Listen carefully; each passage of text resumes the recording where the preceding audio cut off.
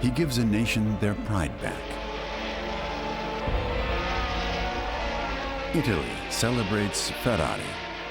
11 years after their last triumph, the Scuderia are finally Formula One champions again. And of all places, at the legendary home track, Autodromo Nazionale di Monza.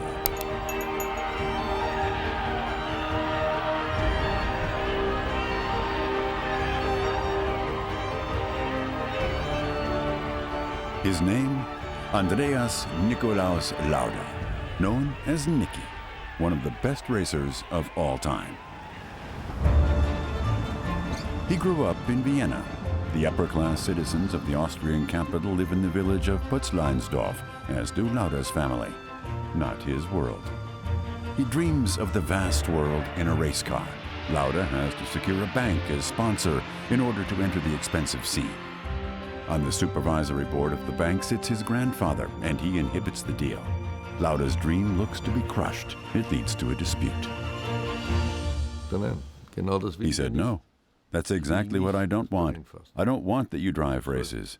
You should study and carry out a normal way of life." It was a discussion of principles with him, where you couldn't change his mindset. And with that came then the breach.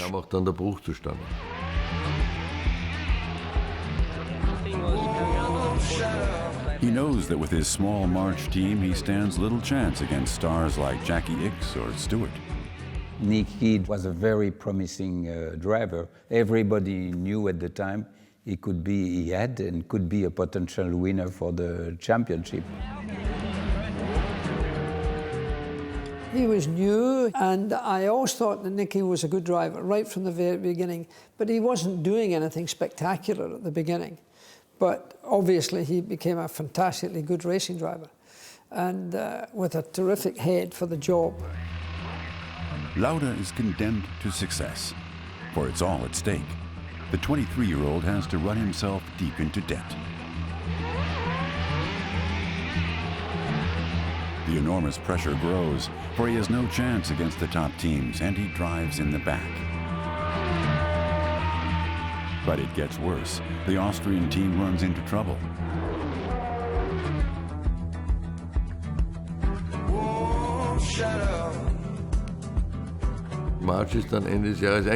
March went bust at the end of the year.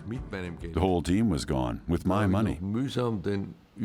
Then, with great effort, I was able to make the transition over to the BRM on another Formula One team, where I was allowed to drive as third driver. And with the BRM, it was as such that in Monte Carlo, I drove around in third position, in front of Jackie Ickx. That was the Ferrari driver at the time. That then prompted Enzo Ferrari to talk with me, and then to sign me up for the Ferrari team a year later.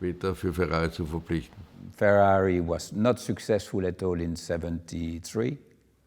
I know it because I was in the team. We were last all the time and so on. If you compare the Formula One today and Ferrari in those days, it's not the same planet. You know, a Formula One team was maybe 8 people in those days, including the truck driver. The traditional brand finds itself in trouble. Claims and performance from Ferrari differ widely. These are chaotic days in 1973, and the cars are bad.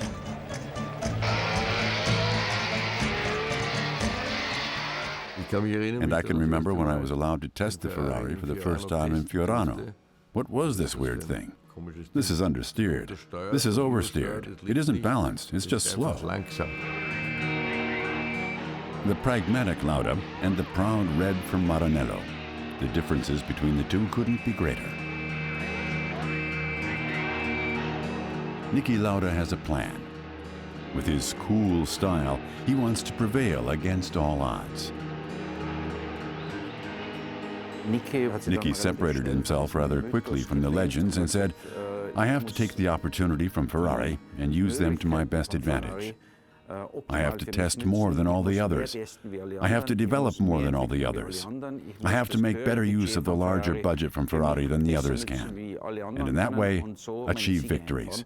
and Niki was able to do just that. Well, Niki has always been extremely precise in his desire and the way he wanted things. In Maranello, only one man is in charge, Enzo Ferrari. All decisions must be approved by the founder of the brand. He was unbelievably charismatic, Italian, tough personality, let's say. No one was allowed to mutter a negative word about Ferrari. As a driver, certainly not. And the first impression of this Ferrari, after the first round in Fiorano in late '73, was a catastrophe. Ferrari comes and watches how I drive with the car for the first time.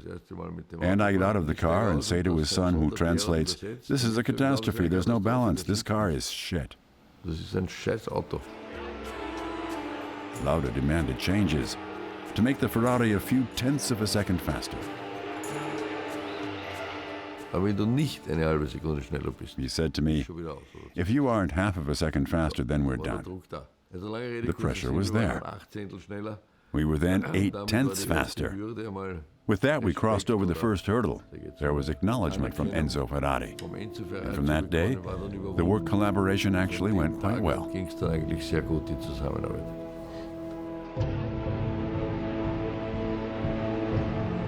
Coinciding with the start of a great career, his past catches up with him again.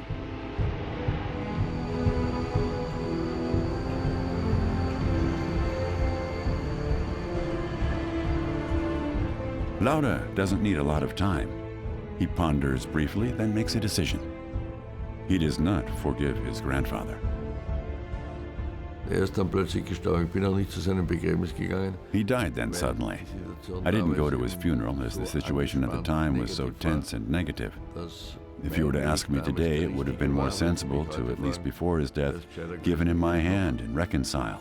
But at that time, it wasn't possible. Und mich mit ihm versöhnt, aber damals in der Lage war das nicht möglich. Lauda prevails with Ferrari. Finally, he seems to have reached the goal line of fulfilling his greatest dream. He transforms the team, professionalizes all sectors. The groundwork for future success has been laid out. 1975 will be the racer Niki Lauda's year. Already since the second-to-last race, no one has been able to catch him. Niki Lauda in the Ferrari, and with that, all of Italy becomes world champion. He is no longer the awkward newcomer. As a friend, I like Niki, but as a driver, he was very good, and obviously proved that. So he's one of the top racing drivers in the world, without doubt. He's won also 3 world championships. And I know, Niki's a good man. In the next season, Lauda is already considered one of the favorites. Team and car are working. But he has new competition from England. The charismatic James Hunt will deliver a duel with Lauda that remains today as one of the most exciting the Formula One has ever seen. A former colleague reminisces. James was always the big zampano when it came to women. Hunt, a showman. Already legendary, continuously changing female partners. Outside of the racetrack, the good-looking Brit takes everything life has to offer.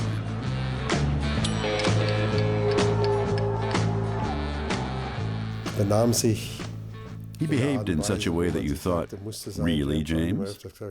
I often said to him, "What are you talking about?"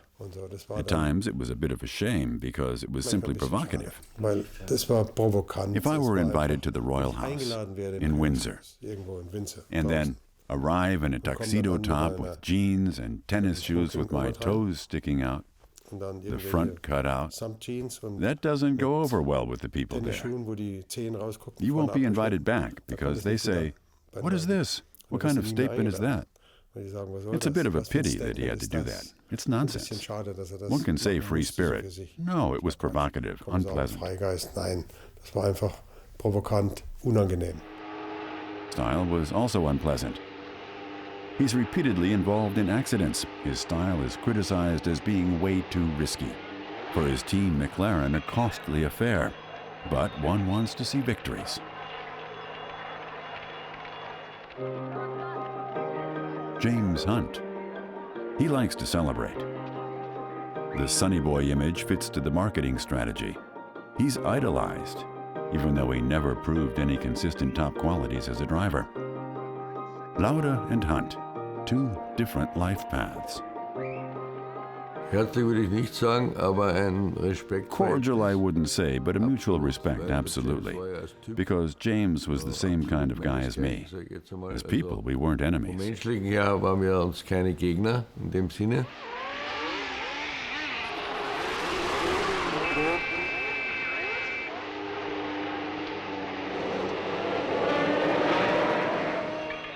The 1970s. The sport of racing is as dangerous as ever. It leaves its mark on Hunt. I don't want to die, and it's a source of it's a steady source of worry to me. You know, it's the one cloud on the sunny horizon of my life. Lauda suppresses such thoughts professionally. It's the races that count, nothing else. And he knows that with this, he places a heavy burden on his wife, Marlene. Marlene didn't know at all the kind of dangers we were putting ourselves in, because they see it all from the outside. There are some lunatics driving race cars, but no one is confronted with the risks. The 1st of August, 1976, Nürburgring, the most dangerous track in the world. On this day, the life of Niki Lauda will change profoundly.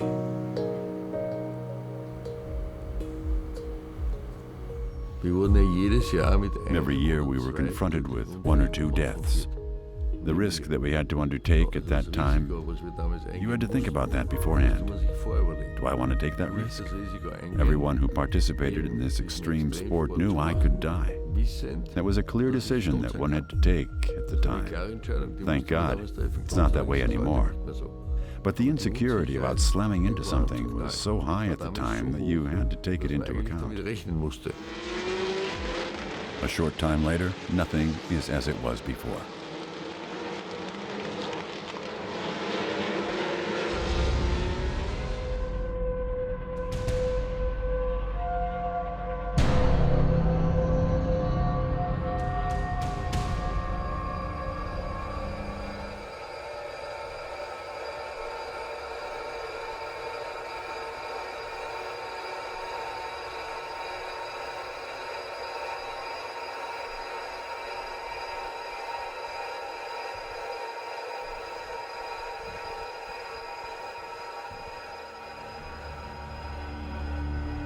From the force of impact, the car hurtles across the road. It burns.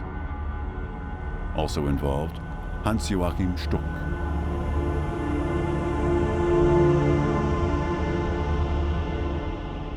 Your thoughts, it's like tunnel vision, in which you do what you intuitively think is best, whether it's right or not. In my head, I thought, there are still cars coming, I'll warn them.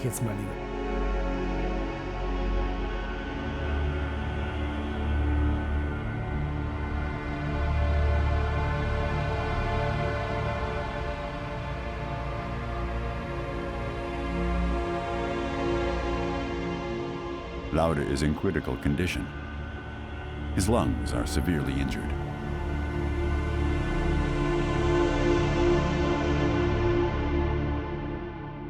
They wanted to drive with the ambulance from the site of the crash up through the rest of the Nürburgring and then back down to Adenau.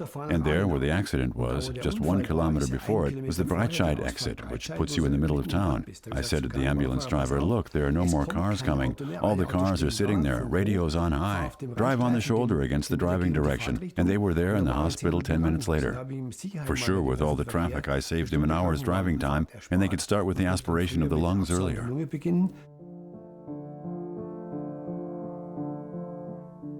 The fight to save Niki Lauda's life begins. Surviving. The first question was, alive or dead? I can remember exactly that I saw myself liberated, flying backwards into a deep hole, and I thought that was it. und bin erschrocken. And then I immediately began to think about what the doctor was saying. Listened, engaged myself, in order not to let myself fall into this lethargic death. Eben nicht in diese, sage ich jetzt einmal, Todeslethargie mich fallen zu lassen. And that was the right decision. And the doctors did everything correctly. The lungs were my main problem. I slowly started to come back and was able to fully recover. But I'll never forget that moment, where it was really close to the edge. Wo es eben wirklich knapp an der Grenze war. The race was restarted, customary in these times, and Hunt wins.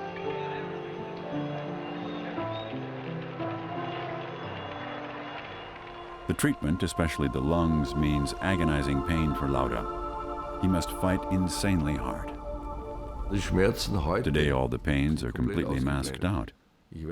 I know that I once had them, but when you ask me now, it's not a bother anymore. Because the most important thing, with or without pain, was to survive. Monza.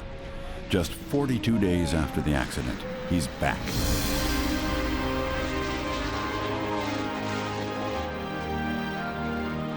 Someone like Niki Lauda doesn't give up the fight for the title easily.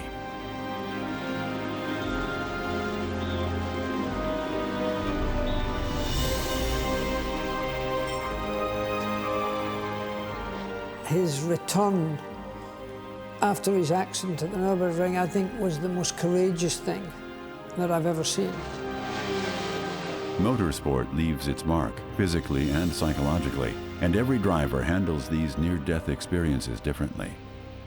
I can make the comment that burns are the most terrible wound you can have in an accident. A bone, it's okay, everything okay, but burning, it's really not pleasant. And I'm sure Niki told you that. Lauda places fourth in Monza. Hunt falls out. The duel goes on. I was beside him when he took his helmet off at the end of the race and he was just bleeding. There was no skin left, you know, because the vibrations of the helmet on the car, it was a great effort by him to do that. At the foot of the volcano in Fuji, Japan, the last race. On this day, the title will be decided, Lauda or Hunt. The course is flooded. The drivers protest. Then came the unbelievable announcement from the race director. Everything had been stopped, but he said, "Now we'll start the race." I was the driver's spokesperson at the time and said, "Why now?" He said, "It's the first race that will be broadcast worldwide on television, and we have to transmit it. Because it's 6, it will be dark, and we can't miss out on this experience, cost what it may."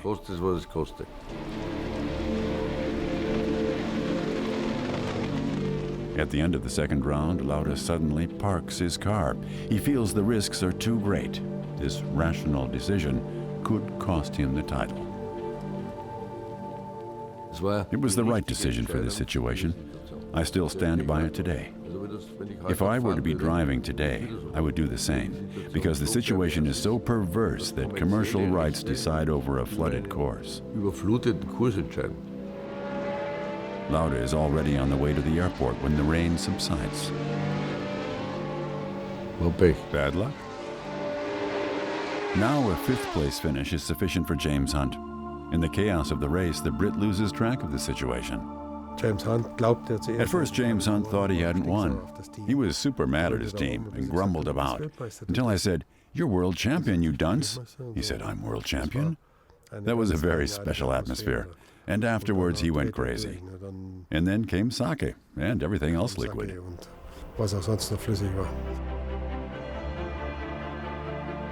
Niki Lauda and James Hunt. They'll never be best friends, but the mutual respect runs deep. Lauda accepts what he cannot change, and now the next world champion title is on his agenda. A great assist is his ability to focus to the bitter end, black or white.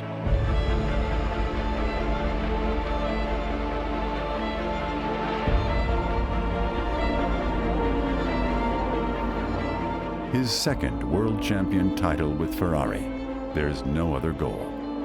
Finally, on September 11th, 1977, he accomplishes it in Italy.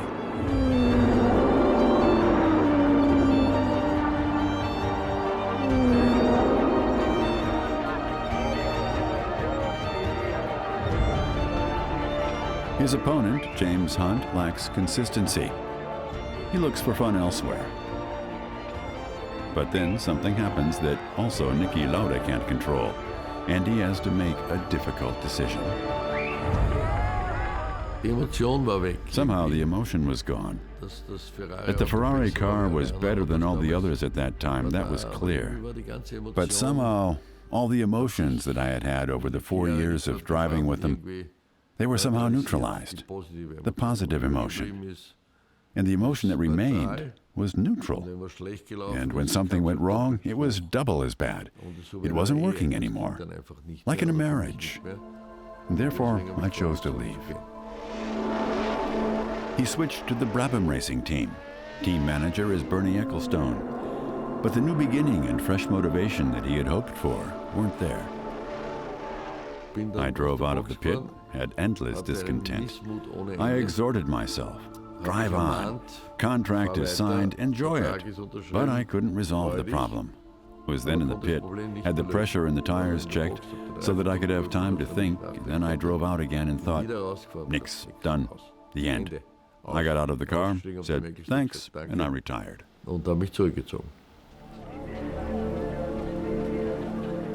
James Hunt is never able to return to his previous successes. He then retires from motorsport, the same year as Lauda. 2 careers that couldn't have been more different.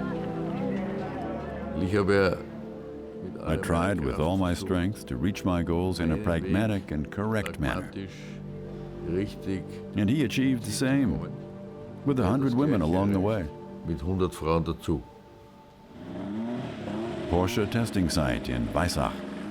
At the beginning of the 80s, the Stuttgart manufacturer wants Team McLaren to coin a new turbo era in the Formula One.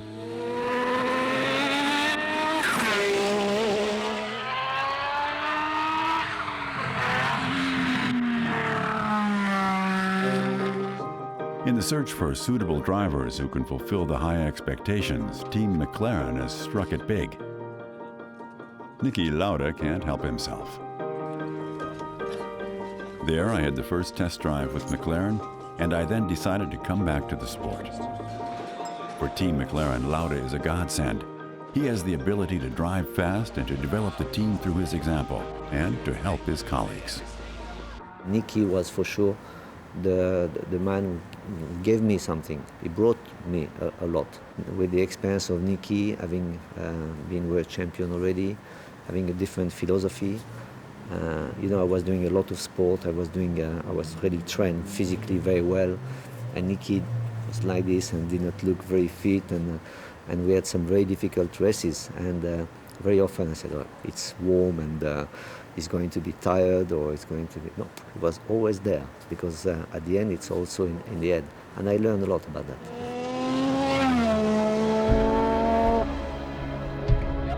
Lauda leads the team on the track. He's someone whom you can rely on.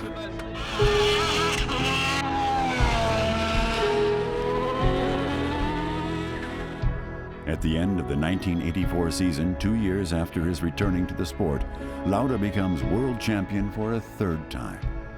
Coming back and winning again the World Championship, that was impressive. Alain Prost loses the World Championship by half a point. I remember very well the party that we had together after the race. That was really something that I would never forget in my life.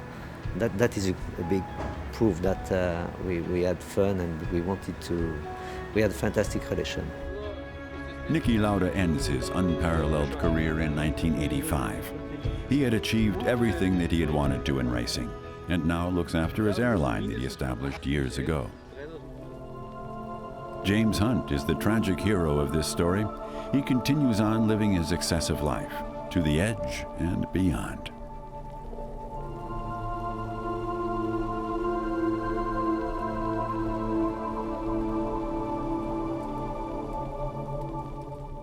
Dass diese Reise von ihm dann leider This trip of his then went unfortunately south, because you can't maintain a racer performance when you're so destroyed. Wenn du dich aus dem Auto heraus derart vernichtest.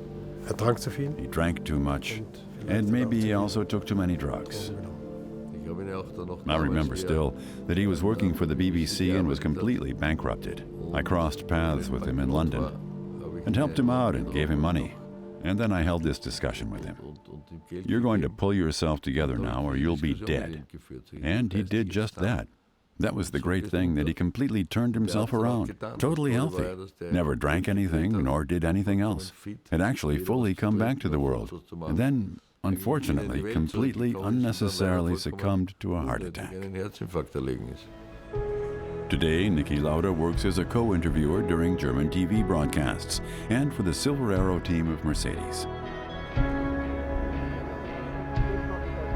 He's now in his second marriage. The restless pragmatic has become calmer, and he knows who he has to thank for that: his first wife. Today we have the best relationship. Birgit, my current wife, also. That all went incredibly well, only because of her personality. That she understood everything, went through it, respected it, and accepted it. Niki Lauda stayed true to himself. He and his rival, James Hunt, were lead actors in the most dramatic season of Formula One history.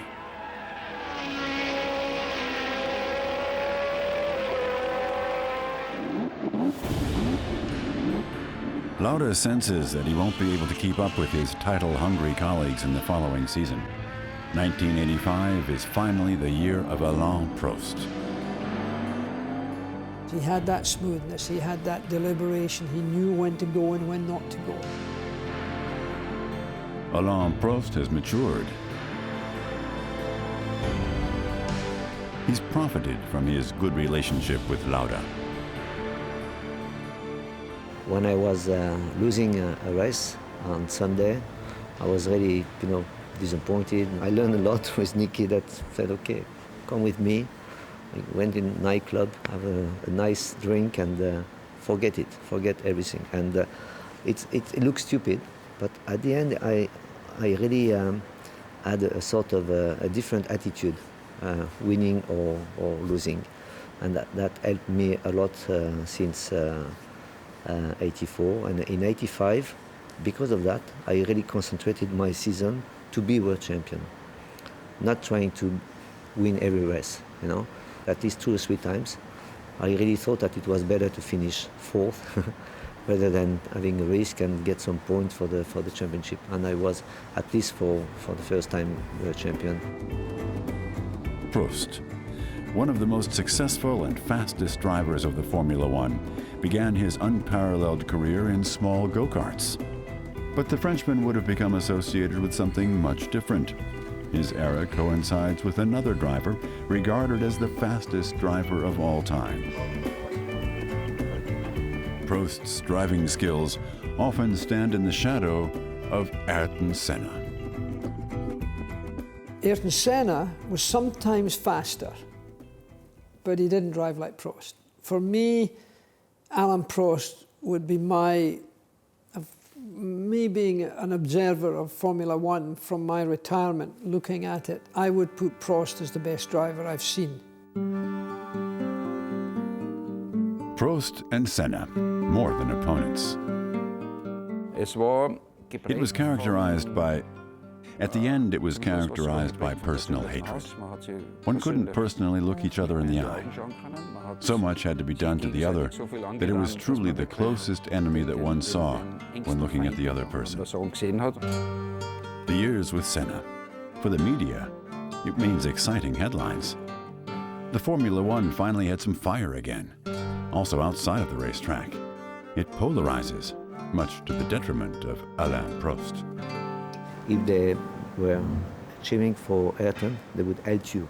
But when I say hate, is the right word. So it was really, really difficult. In your private life too, it was really difficult. I really suffer a lot about that. Still today, the image of his forever opponent clings to the mind of Prost. Their story actually started out rather friendly. At the beginning of his Formula One career, Senna fully concentrates on victories and soon earns respect. He was simply unbelievably talented and knew exactly how it worked. He made his mistakes and learned from them. Iron will and an almost unshakable faith in God. These are his strengths.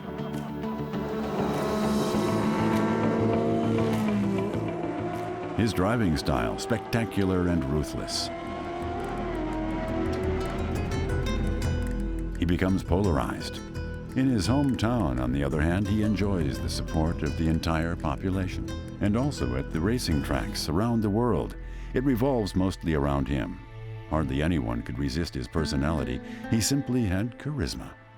Ayrton was very much a seat-of-the-pants driver. He drove, of course, with his head, but nothing like the same head as a Prost, for example. And he would take risks that another man wouldn't, or he would do things that other drivers wouldn't. Alain Prost experiences the heyday of his career. He is the star. It must be decided who will race with him.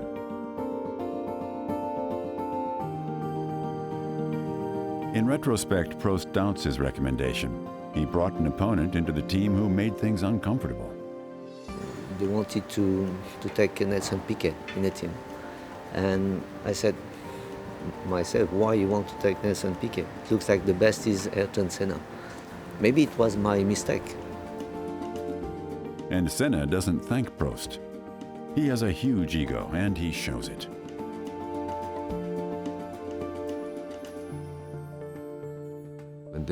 When he came into the room, everyone looked. Without him saying a word, there was a completely charismatic, strong personality that could drive cars insanely well. These characteristics also Prost does not dispute. When I was racing against Ayrton, you could not imagine and believe how difficult it was for me to be in France. The introverted Frenchman has distanced himself from his homeland. He's not regarded as being very patriotic. The French media and the public opinion often side with Senna. Loyalty to the countryman is rare.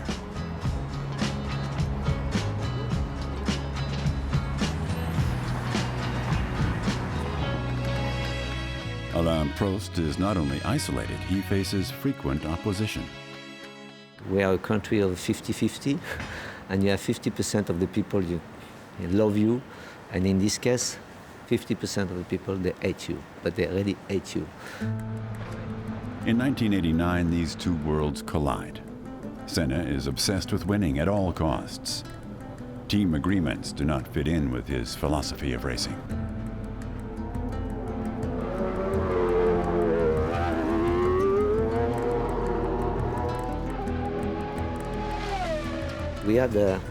We always had, when we were in the first row together, we always had a sort of agreement that we would not fight before the first corner, and that happened in Imola.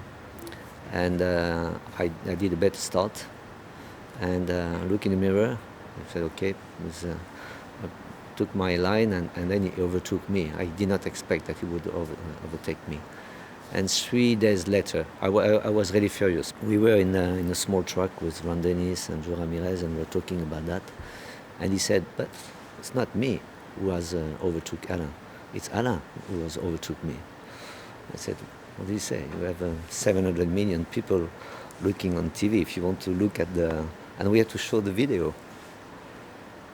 It was really an unbelievable situation. And that was Ayrton. A journalist publishes the story. Senna calls Prost a traitor. The two no longer speak to one another. At the World Champion deciding season finale in Suzuka, they collide with one another. Senna is later disqualified. Prost is world champion. And that is the beginning of a hostility that puts to shame everything else that the Formula One has seen so far. Rivalries, yes, Fights, yes. But a relentless animosity like that between Senna and Prost had never existed before. 1990, back in Suzuka, Senna becomes world champion because he pushes Prost off the track. To do what he has done in Suzuka is really unbelievable, because the philosophy behind is really difficult to understand, but also the risk that you also take for yourself is really big. And he did not care about that. You know, it was really, that was my biggest problem. It was at one stage I realized, how can I fight with the same arms, guns, you know, with a guy thinking that he has God with him, and he always thinks that he is right. We could see the telemetry because it was flat, nothing moved, and if you are a racing driver and you know what that means, you know, to stay flat before the first corner just to hurt somebody, it is something that is really difficult to understand. Sometime later, Senna admits that his maneuver in Suzuka was intentional. It doesn't hurt his image. Senna is untouchable. He's simply different. After 2 years with Ferrari, Prost switches to the top team Williams in order to secure his 4th world champion title. Before the season ends, Prost announces his retirement. And then something happens at the last race that Alain Prost did not expect.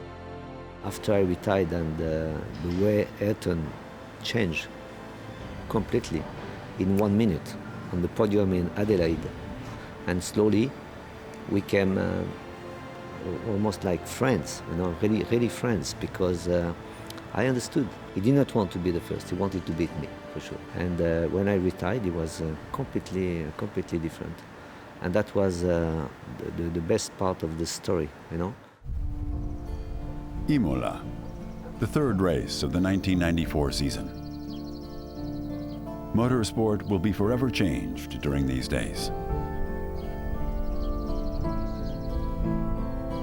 That was one of the worst weekends ever for racing, for me personally as well.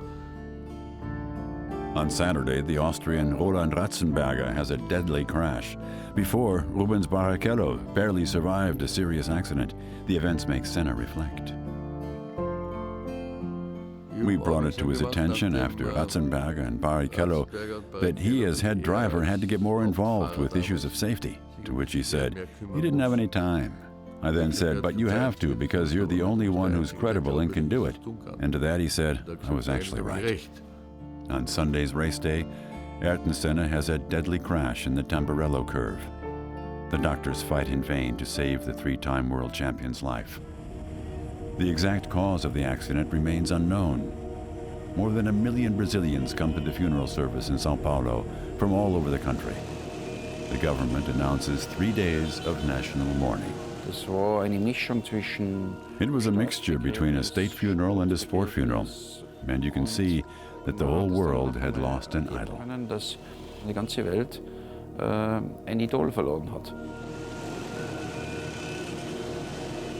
A memorial service becomes a demonstration.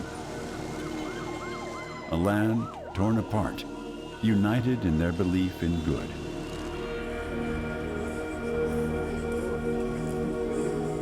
They cry because he's dead. They celebrate that he lived. To this day, Senna is more than a legend. Senna is Brazil.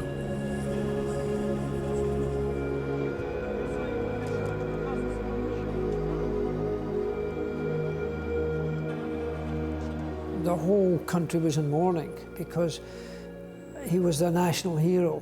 For somebody to be taken away, for someone to be killed, then it's an even bigger issue. And, you know, it was a very difficult and sad day. Brazil is in a deep economic crisis. Senna, as the Brazilians say, gave them their pride back.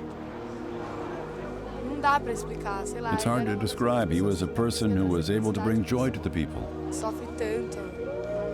He was a hero in a land where there were no heroes.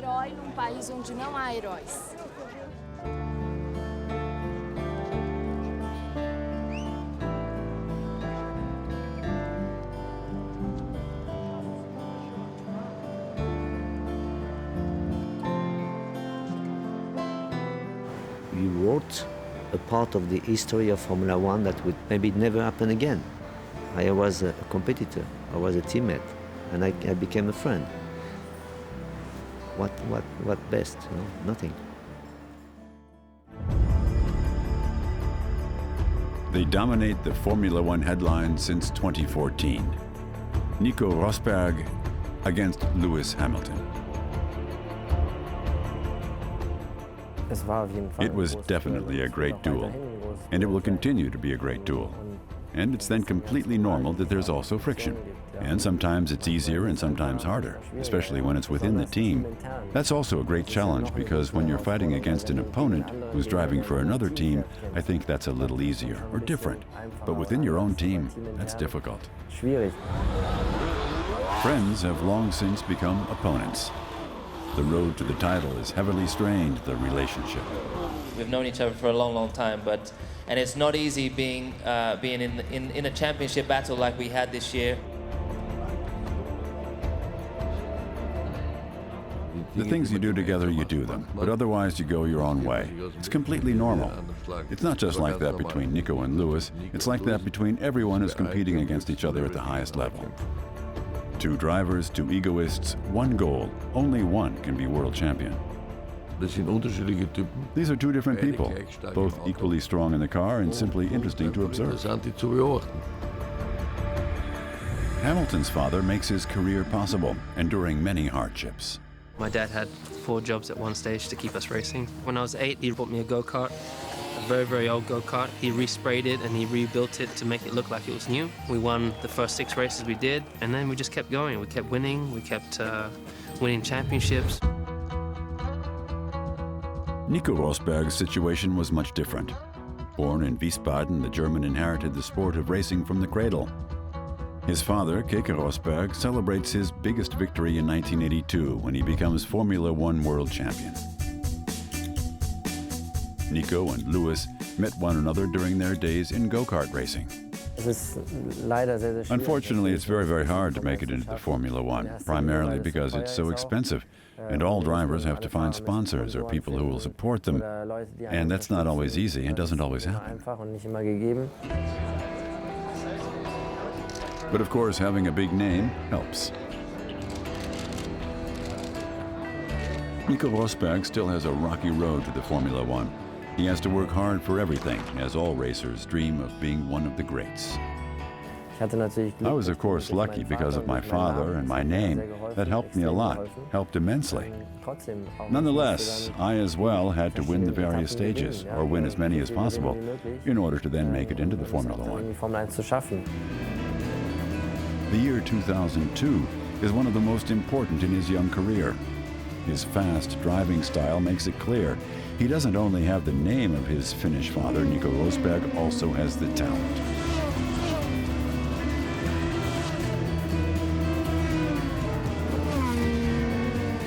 He fights for the Formula BMW World Championship, and then victory leaves him hungry for more. That year, I then won the Formula BMW World Championship, and then I had tasted the blood of racing.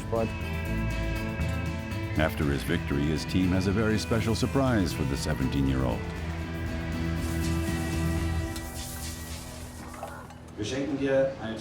We award you with a test drive in a Formula One BMW Williams car.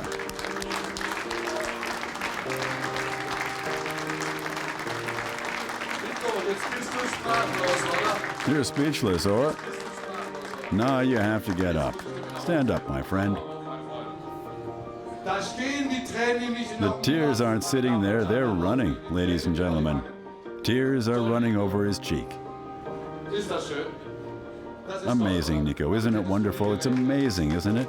You weren't expecting that. That was unbelievable. As a 17-year-old to then go from 140 horsepower to 940. That's what the cars were then. To get in and give full gas. That was here in Barcelona, I can still remember. I came out of the pit lane, pushed the pedal through for the first time, and I thought, this can't be for real. It was unbelievable. It was like a rocket that had been lit on fire. And it was a special moment for me.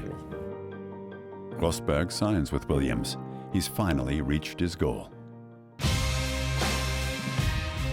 the Formula One, where heroes are born, where athletes become superstars, glamour, fame, and money. It's a whole other world. To be one of only 22 people, this is the attraction.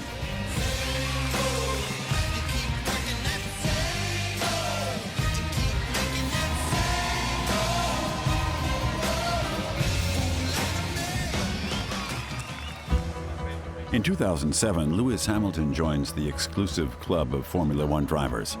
Unlike Rosberg, he has a winning car at his disposal. With McLaren, he wins the World Championship in his second year. The buddies from kart racing still have a good rapport with one another. However, Rosberg cannot keep up with Hamilton's speed. The car doesn't allow it. The German only reaches the podium twice. It was definitely difficult in the beginning because it was a new situation. Up until then, when I brought the performance, I could always win. And now, suddenly in the Formula One, even if I brought a great performance, I had no chance of winning because the car was simply not fast enough. And that took some getting used to. It's not nice, but that's the sport. In tennis, it only matters how your form is on the day. The rackets are more or less the same. In auto racing, it's just a matter of fact that it depends on the car. Therefore, the switch to Mercedes in 2010. The Silver Arrow makes a comeback into the highest class of motorsport. However, Nico Rosberg is not the focus of attention originally. For their comeback, the Stuttgarters brought 7-time world champion Michael Schumacher out of retirement. In the internal team battle, Rosberg often stands in front. In 2013, Rosberg receives not only a new car, but also a new teammate, an old acquaintance. And it's quite an exciting day for us, the launch of the new car and to be new teammates with Nico. We were just saying how crazy it is because we used to be teammates back in 2000 when we were go-karts. The difficulty is then to have this duel within the team against my teammate, because first and foremost, I have to think about the team and then the duel with him. It's always a difficult compromise. One's own success always stands above all. Can a team drive out the selfishness of a driver? Absolutely pointless. I have to say, this discussion that we always hear in the press comes from the team manager, who always wants to convince the drivers, drive in the interest of the team. But that simply doesn't work, because the drivers in the Formula One are egoists to the highest degree, which is also very clear. They're only the ones who have success survive. And you cannot say, hey, could you let your teammate have the success today because that will push the brand? That's rubbish.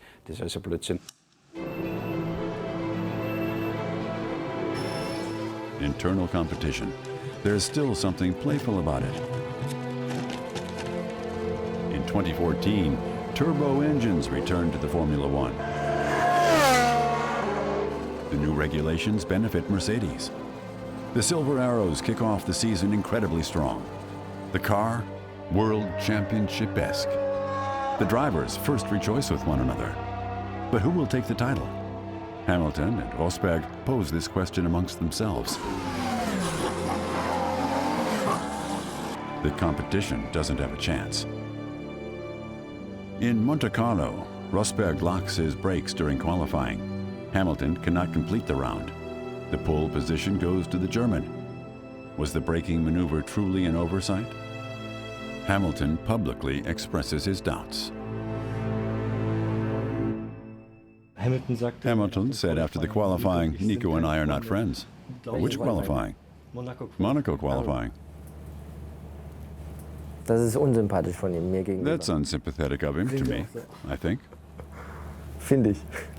Das war halt wieder so ein Punkt während That was at a time of the year where it was, again, more intense. I would go up and down all year. Warum soll sich der Lewis mit dem Why should Lewis sit with Nico on a free day and have a coffee? am freien Tag einen Kaffee They have other things to trinken, do. andere Dinge zu tun? They're very respectful around one another, Respektvoll mit but they don't spend their free time gehen together, aber because that would end the keine fun of it. Freundschaft miteinander. They want to battle Ja, against das one pass another. auf, die wollen sich ja gegenseitig bekämpfen. The maximum that can be achieved is after the race, you're normal around one another again. That you may be a bit friendly with one another, maybe you go have dinner together, make an appearance somewhere together as a team, but as soon as the race begins, you have to be driving. The ground rule, each before each, goes over your head. Whomever is ahead at the end is the winner. Mercedes doesn't want to give any team order. Both drivers should drive against each other. A decision that leads to Rosberg slashing the tires of Hamilton in Belgium. Neither of the Silver Arrows win the race. Es war natürlich ein Racing, aber überhaupt It was, of course, a racing accident. Absolutely, no argument. Only when two Mercedes cars are driving so predominantly in the lead, then one of the Mercedes stars has to win. Racing accident is clear. If Rosberg had been driving with Vettel or Hamilton or some other driver, it's a racing accident. But when you provoke a racing accident within your own team, in which neither of you win in the end, then the fun stops. For the team, that was the damage. And that's what he was blamed for. You have to. When you're not fighting against a third, but fighting against each other, you have to watch out more. Gegenseitig bekämpfen, etwas mehr aufpassen. After being significantly reprimanded by management, both drivers finish out the season without any major incidents.